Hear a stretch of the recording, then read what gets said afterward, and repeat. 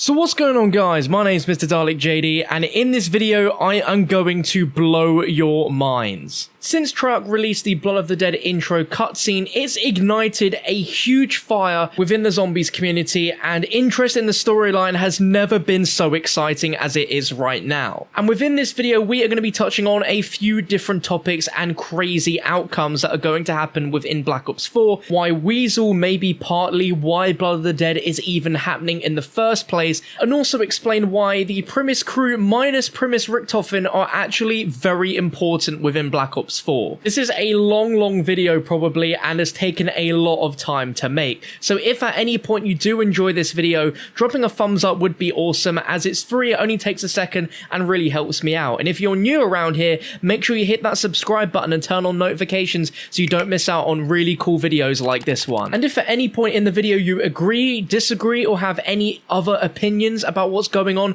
I'd love your input down below in the comment section. Let's get a massive discussion going. But without any further delay, let's jump straight into the video. So within the Blood of the Dead intro cutscene, a lot of us have assumed that the second Richtofen we see within the trailer is a post-Revelations Richtofen. It's an easy assumption to make, as the second Richtofen doesn't have any blood vials, and the only time Richtofen wouldn't have blood vials on him is if he's already used the blood, which we see him do at the end of Revelations. But what if I was to tell you that the second Richtofen we see in the intro cutscene doesn't have blood vials on him anymore because the blood is useless, and that Richtofen's own life is in jeopardy here? Now, to explain why this makes sense, Reddit user NMwood98 posted an amazing theory on the COD Zombie subreddit, and I'll have it linked down below in the description. I definitely recommend you guys read that, as well as give it an upvote, as it is an amazing theory. Now, to explain the importance of the blood vials within the Primis cycle, we need to look at where the blood has come from, because it can't just be any person's blood. It is specific, and it's for a reason. In Grod Krovi we have a cipher excerpt from the Kronorium which says, "The life force from the dead world allows the bearer to flow with all creation." With this in mind, NM Wood defined life force as the blood and dead world as purgatory. The blood vial insurance policy only works because it's blood from people who are in purgatory. Richtofen's blood vials contain blood from Sough and Finn from Mob of the Dead, who are in the purgatory dimension of Alcatraz. Dempsey, Nikolai, and Takeo all possess 2 blood vials each from the Victus crew, and for this theory to make sense, the Victus crew also have to be in purgatory, and this can be an explanation to what the stasis chambers in the Alcatraz lab do. The stasis chamber under the lab places the Victus crew into purgatory, allowing their blood to also work. I definitely agree with this point here, as within the official fact sheet for Call of Duty Black Ops 4 released by Activision back in May, the description for blood features the origins characters from the previous zombie storyline visiting the purgatory dimension of Alcatraz. And as we see within the Blood of the Dead intro cutscene, all 4 stasis chambers are there. We see Misty in one of them, so it's pretty clear that the entire Victus crew are present in this same dimension of purgatory as the dimension in which our Primis characters are in, as they're physically both in the same place. So the Primis crew need both the blood from the Mob of the Dead characters as well as the Victus crew, as they are both from a purgatory dimension, allowing them to survive.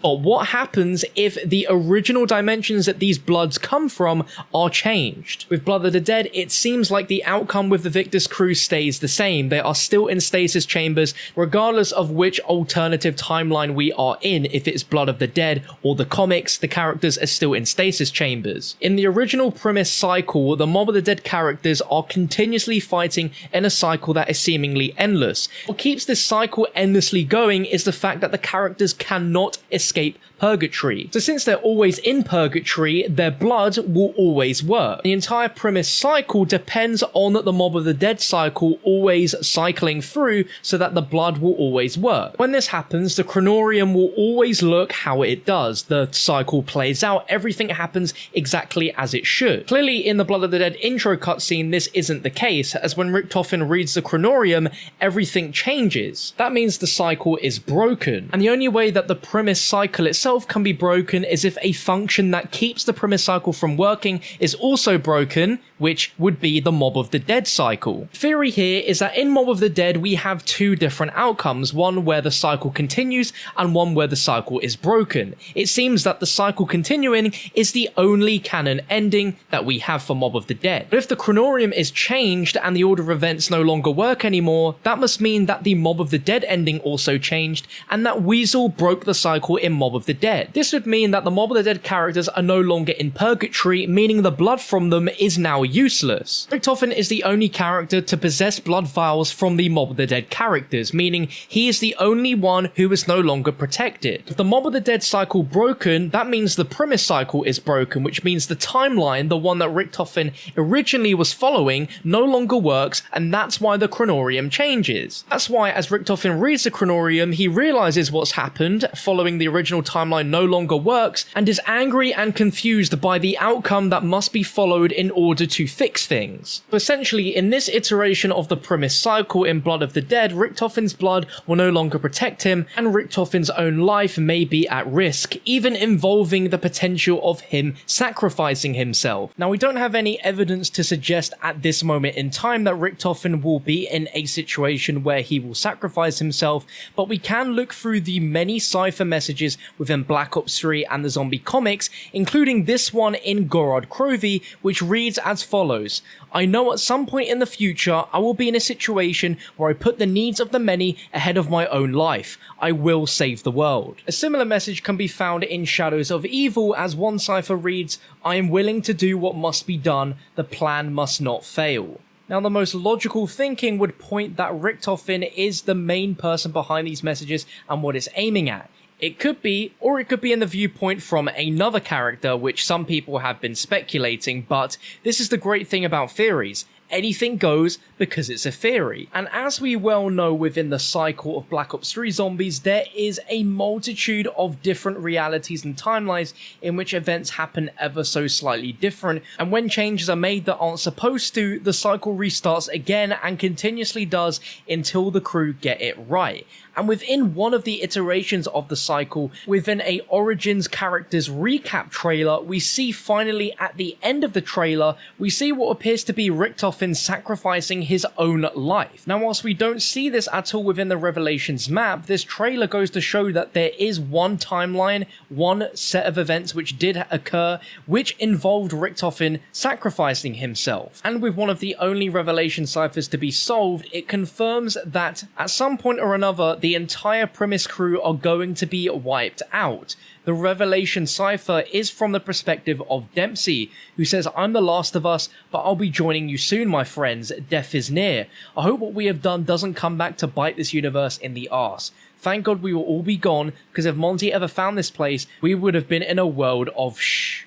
Maybe now with us all gone, the children will be truly safe. So with all that evidence in mind, it's not completely out of the question that with Richtofen's sudden and unexpected change of plans, things could fall into place where Richtofen may actually sacrifice himself. Now, you might think I'm crazy when saying this, but I do think that Richtofen at some point in this cycle of Black Ops 4 will actually sacrifice himself. And when I explain why exactly, you are going to kick yourself. And the reason why I'm saying this is Treyarch have been teasing this was going to happen all the way back in 2015. During 2015, before Call of Duty Black Ops 3's announcement, Mark Lamier gave a talk at the DICE Summit, talking about the history of Call of Duty Treyarch Zombies and how it almost didn't come to be. And throughout that, we had several different teasers throughout that, and some of the teasers in there only became real things as of last year. Stuff like the remastered Moon loading screen, a remastered Doris loading screen which was inevitably going to become the Giant. And within this, there are two different points where we see the Primis crew, but Richtofen has been purposely cut out. In this image here, which you see for a brief second before something covers over the Primis crew, so you can't see this anymore, you can see that Richtofen has been cut out of that image. Why? Because Treyarch are at some point going to get rid of him. That was only one image. Here's a second image which they showed on screen for a brief few seconds, and as you can see, the Primis crew, Nikolai, Dempsey and Takeo, but Richtofen is again crossed out and sort of smudged out. Why exactly, we do not know, but the only time that we've seen these three characters with a different Richtofen has been in that 5th comic issue screen, and I'd love for Treyarch to go ahead and continue the Ether story, but to not have the Primis Richtofen leading the way and instead allowing the rest of the Primis crew to work things out and to really fulfill the character roles that we've really been wanting them to. None of us know exactly why Richtofen was crossed out or removed from this back in 2015, but obviously every hint they gave us there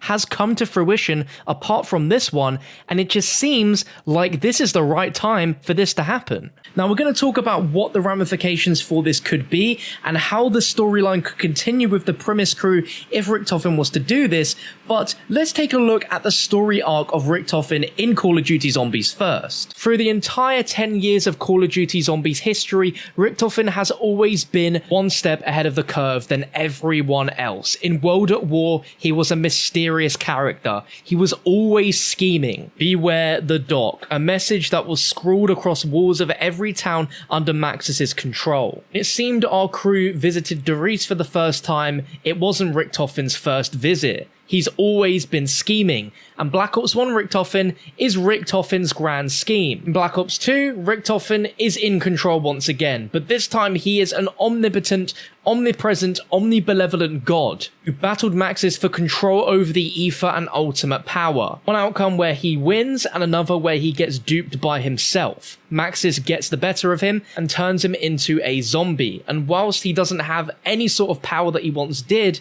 in any outcome, Richtofen is always still present. Black Ops 3's Richtofen had everything sworn with secrecy. He knew what he must do, but he couldn't tell anyone. And even when Dr. Monty, a almost all-seeing, all-knowing god, was introduced to overshadow Richtofen, Richtofen still got the better of him with the blood vials, a scheming idea behind Dr. Monty's back. Comic version of Richtofen isn't much different either, dragging the Victor's crew along, keeping everything sworn to secrecy, and relying on the Kronorium. But then we get to Black Ops 4 Richtofen, and this version is a version we've never seen before, where he is genuinely frightened. The only person that could ruin his own plans was himself. For once, Richtofen does not know what to do, how to push further on. You can see throughout this cutscene that he is literally frozen. Running from the zombies, he looks confused and lost. And for the first time, Richtofen has failed. Richtofen is now on a level playing field with the rest of the Primis crew, as none of them know what is going on.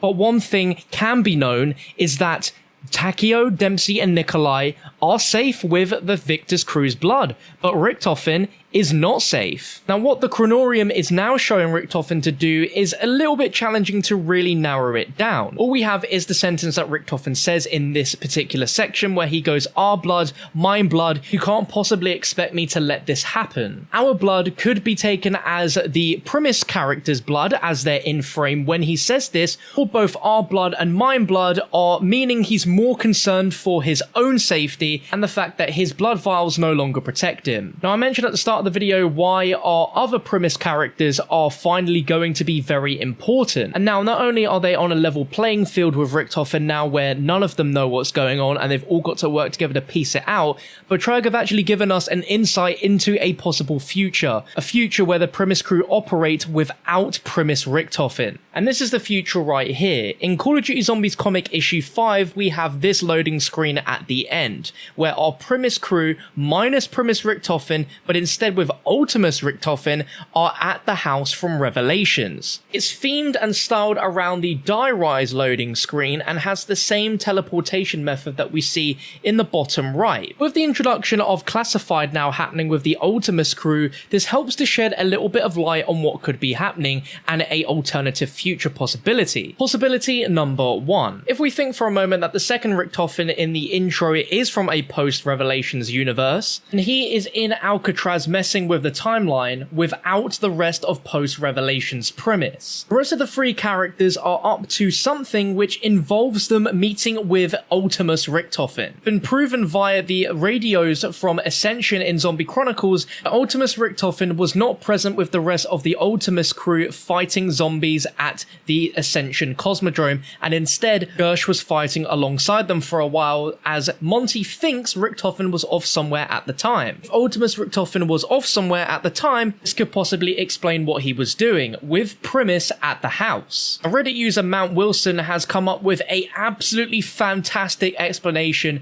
as to what could be happening in greater detail here, and this involves mentioning the Deceptio fracture, which is the Giant. In the 2 to 3 year gap between Origins and the Giant, Richtofen is off on his own adventures collecting the summoning key as well as finding the Kronorium. Treyarch have never gone into any detail as to what the rest of the Primis crew were doing, but we know that they were hatching their own plan, and on October 13th, 1945, Primis, Dempsey, Takeo and Nikolai confront ULTIMIS Richtofen moments after he teleports Maxis and Samantha. As they try to reason with him to wake their counterparts, their plan is foiled as Primis Richtofen arrives through the teleporter and kills his ULTIMIS self, triggering fractures across space-time. Primis, Dempsey, Takeo and Nikolai didn't intend on this to happen. They of course wanted to succeed in convincing ULTIMIS Richtofen to do exactly what they say. Post-Revelations Primis already know that they are going to fail. After Origins finishes, when Primis arrives from Dimension 63, Richtofen leaves Primis for 2 years following a journey which has been instructed to him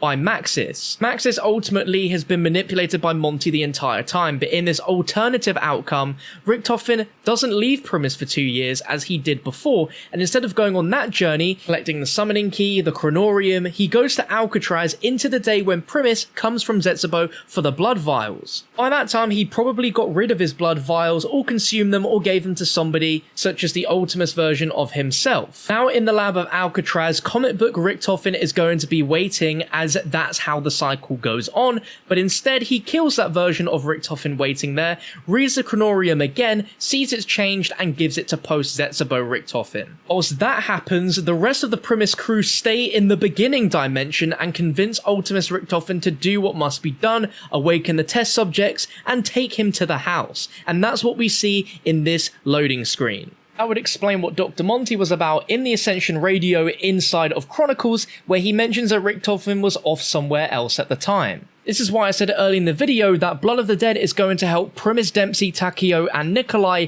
open up their characters to be a lot more important and integral to the overall story. As they are going to be the ones in control here. Richtofen messed things up in Blood of the Dead, so it's now up to the rest of those guys to try and figure out what's going to happen, and clearly a plan is fetched in the future or an alternative timeline which involves them requiring the help of ULTIMIS Richtofen and his presence to be needed at the house. Important thing to know is Monty's quotes on Gorod Krovi. When speaking about the alternative versions of our characters, you need to stop thinking in terms of originals, old and new. It's not like that. When you look in the mirror, it's still you. If you crack that mirror, you see multiple reflections, but it doesn't mean you've actually multiplied, does it? So that's essentially saying that even though ULTIMIS Richtofen is different, it's still Richtofen regardless of the fact that he is ULTIMIS. With that in mind, despite him looking different, the Richtofens are essentially the same, bar a little bit of merged memory loss. The outcome I just mentioned could possibly happen in an alternate timeline to explain why we see this.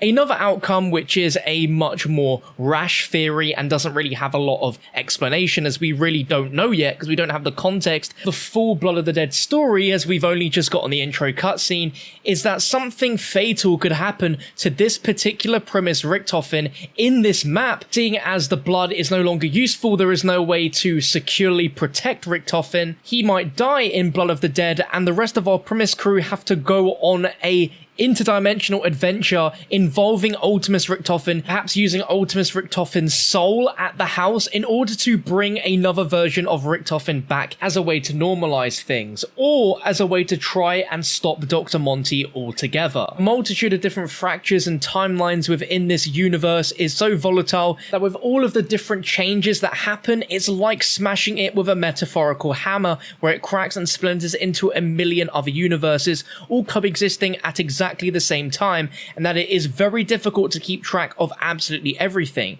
as he may be omnipotent, but he can't be everywhere. And the third and final outcome for what the Primis crew could be doing would actually fall into place quite nicely with Classified and trying to fit that in with the timeline of events that happen. The whole point of the 5 remastered map Classified is to help explain why the events of 5 took place in the first place, which draws me to believe that the events that happen in Classified occur before the events of 5. All of our Ultimis crew are going to be present, as Jason has said this map will contain the Ultimis crew, but in different iterations of the maps in the World at War Black Ops 1 cycle. In some instances the Ultimis crew are there, and in some instances the Ultimis crew aren't. And this goes back on what we spoke about earlier with the Ascension radio from Dr. Monty, where he mentions that Richtofen was away somewhere. Now, in the context of playing on Ascension, that makes no sense whatsoever because all of the Ultimis crew are present, and within the Classified map,